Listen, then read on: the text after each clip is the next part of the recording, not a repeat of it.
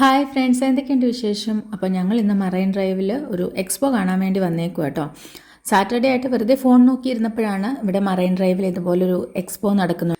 Dinosaurs, robot, അങ്ങനെ കുറേ items ഉള്ളൊരു എക്സ്പോ ആണെന്ന് ഒരു റീല് കണ്ടു. അങ്ങനെ അപ്പം തന്നെ ഞങ്ങൾ നേരെ മറൈൻ ഡ്രൈവിലോട്ട് വെച്ച് പിടിച്ചു കേട്ടോ. അങ്ങനെ നമ്മൾ സ്ഥലത്തെത്തി.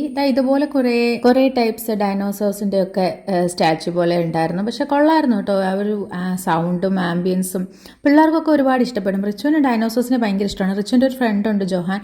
അവനും ഡൈനോസേഴ്സിനെ ഭയങ്കര ഇഷ്ടമാണ്. അപ്പോൾ ഇവർ രണ്ടുപേരും കൂടി ഇങ്ങനെ ഓരോരോ ഡൈനോസേഴ്സിൻ്റെ നെയിം ഒക്കെ പറഞ്ഞിട്ടാണ് എനിക്കിതിൻ്റെയൊക്കെ കുറേ പേരൊക്കെ ഞാൻ കേട്ട് മനസ്സിലാക്കിയത്.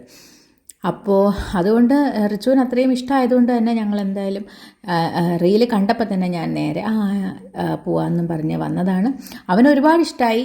ടിയറക്സിനെ കണ്ടപ്പം മാത്രം പേടിയായി, അതിനടുത്തോട്ട് പോകുന്നില്ല, വേണ്ട എന്ന് പറയുന്നുണ്ടായിരുന്നു. ബാക്കിയൊക്കെ സ്റ്റാച്ചു ആണ്, അത് പേടിക്കാനൊന്നും ഇല്ല എന്ന് പറഞ്ഞെങ്കിലും അവിടെ വന്നപ്പം അവന് അത്രയ്ക്കങ്ങോട്ട് ഒരു അടുത്ത് പോകാൻ വലിയ താല്പര്യം ഉണ്ടായിരുന്നില്ല.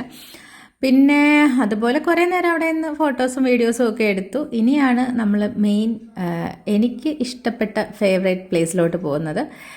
എന്താണെന്ന് വെച്ചാൽ നമ്മുടെ റോബോട്ട്. കൊച്ചിയിൽ നേരത്തെയും ഈ റോബോട്ട് എക്സ്പോ ഉണ്ടായിട്ടുണ്ടെന്ന് തോന്നുന്നു. ഞാൻ കുറേ വീഡിയോസും റീൽസും ഒക്കെ കണ്ടിട്ടുണ്ട്. പക്ഷെ ആ സമയത്തൊന്നും പോകാനൊന്നും നമ്മൾ ഓരോ കാരണം കൊണ്ട് പോകാൻ പറ്റിയില്ല. അങ്ങനെ ഞാൻ ആദ്യമായിട്ടാണ് റോബോട്ടിനെ കാണുന്നത്. ഭയങ്കര സന്തോഷമായി കേട്ടോ.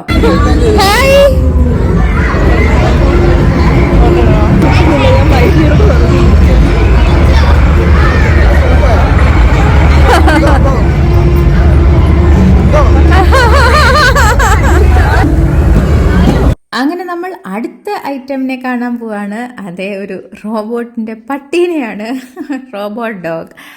അയ്യോ, അതും നല്ല അടിപൊളിയായിരുന്നു കേട്ടോ. പിള്ളേർ സെറ്റ് ഫുൾ അതിനെ ചുറ്റുമായിരുന്നു. അതിനെ ഓടിക്കലും അതിനെ അവിടെ കിടത്തലും ഇത് തന്നെ ഫുൾ രസമായിരുന്നു. ഒരു ബഹളമായിരുന്നു അവിടെ.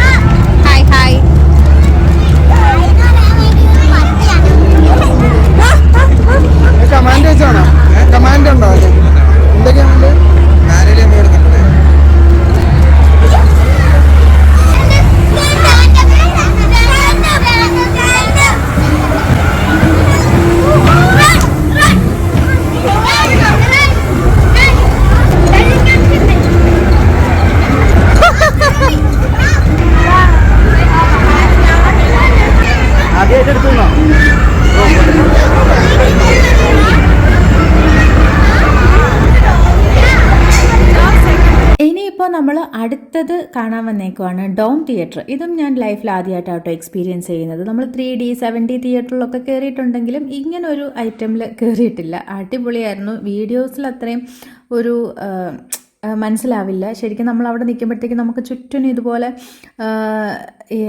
ഈ ഒരു ഡിസൈൻ ചുറ്റിനും നമ്മുടെ ഈ പണ്ട് പ്ലാനറ്റോറിയത്തിലൊക്കെ പോകത്തില്ലേ, അതുപോലെ ഒരു ഡോം ടൈപ്പ് സ്ട്രക്ചറാണ്. അതിനകത്ത് കയറുമ്പോഴാണ് നമ്മൾ ആ ഒരു 3D ആ ഒരു തിയേറ്ററിൽ കയറുന്നത് പോലെ തന്നെ നമ്മൾ അവിടെ നിൽക്കുമ്പോൾ നമ്മളിങ്ങനെ അതിൻ്റെ കൂടെ തന്നെ പോകുന്നത് പോലെയൊക്കെ തോന്നും, ഇടയ്ക്ക് വീഴാൻ പോകുന്നത് പോലെയും. അങ്ങനെ ഒരു എക്സ്പീരിയൻസ് ആണ്. അടിപൊളിയായിരുന്നു കേട്ടോ.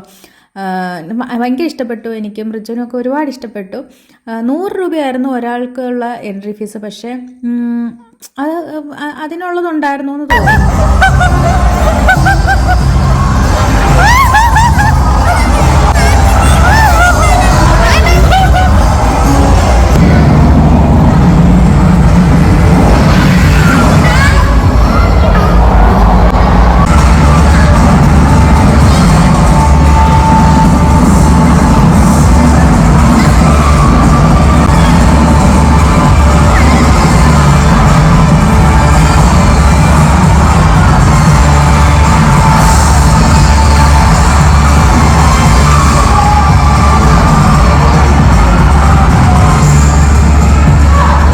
അടിപൊളിയായിരുന്നു കേട്ടോ. ഞാൻ പറഞ്ഞില്ലേ, വീഡിയോയിൽ കണ്ടാൽ മനസ്സിലാവത്തില്ല, പക്ഷേ ശരിക്കും അതിനകത്ത് നിന്ന് എക്സ്പീരിയൻസ് ചെയ്യണം. ഒരു വട്ടമെങ്കിലും എക്സ്പീരിയൻസ് ചെയ്യാനുള്ളതുണ്ട്. അപ്പോൾ എറണാകുളത്തുള്ളവരാണെന്നുണ്ടെങ്കിൽ എന്തായാലും പോവുക. പിള്ളേർക്കൊക്കെ ഒരുപാട് ഇഷ്ടപ്പെടും.